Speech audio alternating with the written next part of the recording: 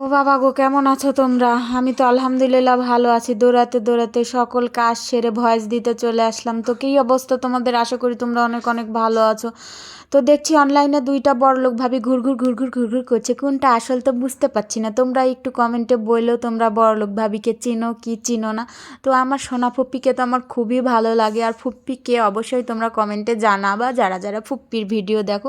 আজকে আমি একটা নতুন জিনিস ট্রাই করতে যাচ্ছি, এটা হচ্ছে ডিম ডাল রেসিপি। এটা আমি ইউটিউবে দেখছিলাম, তো প্রথমে দেখে বলছিলাম এটা কি খাওয়া যায়, পরে এখন আমি রান্না করছি, কারণ এখন আমার নতুন নতুন রান্না করতে হবে। এই জন্য প্রথমে ডালটা ধুয়ে গরম পানিতে দিয়ে দিয়েছি, তারপর ডালটা ফুটে আসলে সুন্দর করে ডালটা একদম ঘুটুমুটু ঘুটুমুটু করে ঘেঁটে ডালটা ভর্তা করে নিতে হবে। ভর্তা করে নিয়ে তারপর পানি দিতে হবে, তোমরা সকলেই জানো। তারপর আমি একটু ঢং করে বলে দিচ্ছি যে কি করছি।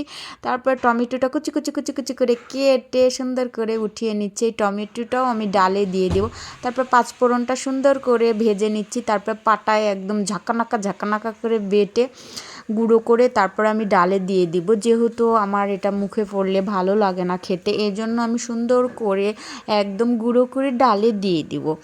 তারপর এটা গুঁড়ো হয়ে গেলে আমি ডালের দিকে চলে যাব, যে ডালের কি অবস্থা দেখার জন্য। তারপর আমি ডিমটাও সুন্দর করে ভেজে নেব। ডালটা আমার একদম হয়ে গেছে, এবার সুন্দর করে ডালটা কিন্তু ভর্তা করতে হবে। তো দেখো আমি কি সুন্দর করে ডালটা ভর্তা করে নিই, তোমরা সকলেই জানো। তারপর আমি একটু বলে দিচ্ছি যে আমি কিভাবে রান্না করি। তো দেখো আমি কি সুন্দর করে ডালটা ভর্তা করে নিলাম। এখন ডালে আমি পানি দিয়ে দিব। আর এটা হচ্ছে মুসুর ডাল, এটা আমি মুগ ডাল দিয়ে দেখেছিলাম, তারপর বুটের ডাল দিয়ে দেখছিলাম, কিন্তু আমি করছি এটা মানে কি বলে, এটা মুসুর ডাল দিয়ে, কারণ আমার কাছে অন্য কোনো ডাল নেই, এটা ছিল, এটা দিয়েই করছি। তারপর আমি টমেটোগুলো দিয়ে দিলাম, তারপরে এখানে তেজপাতা দিয়ে দিলাম। হ্যাঁ, দুইটা তেজপাতা দিয়ে দিলাম।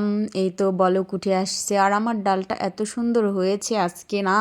তারপরে আমি বাগার দেওয়ার জন্য চলে আসলাম। এখানে তেলের মধ্যে পেঁয়াজ দিয়ে দিলাম। পেঁয়াজ দিয়ে নেড়ে নেড়ে পেঁয়াজটা সুন্দর করে ভেজে নেব। ভেজে নেওয়া হয়ে গেলে তারপরে এখানে ওই পাঁচফোড়নের গুঁড়োটা দিয়ে তারপরে ডালের মধ্যে দিয়ে দিব।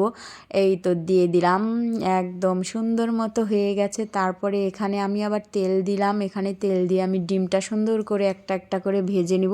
এই ডিমটাই কিন্তু ডালের মধ্যে চলে যাবে। আর তোমরা কে কে এইভাবে রান্না করে খাও অবশ্যই আমাকে কমেন্টে জানিও। তো আমি আবার আরেকটা ডিম দিয়ে ভেজে নিলাম। অনেকেই খায়, অনেকে নাকছিটা, এভাবে কেউ খায় নাকি? আরে ভাই, আমরা এভাবেই খাই। রেসিপি করার তাগিদে অনেক কিছুই খেতে হয়, অনেক কিছুই রান্না করতে হয়। কিন্তু ভাই বন্ধুরা, এটা অনেক মজা ছিল খেতে, আসলেই মজা ছিল খেতে, আমি সত্যি রিভিউটা দিলাম। তো পুপ্পি আমার ভিডিও দেখলে অবশ্যই কমেন্ট কইরো।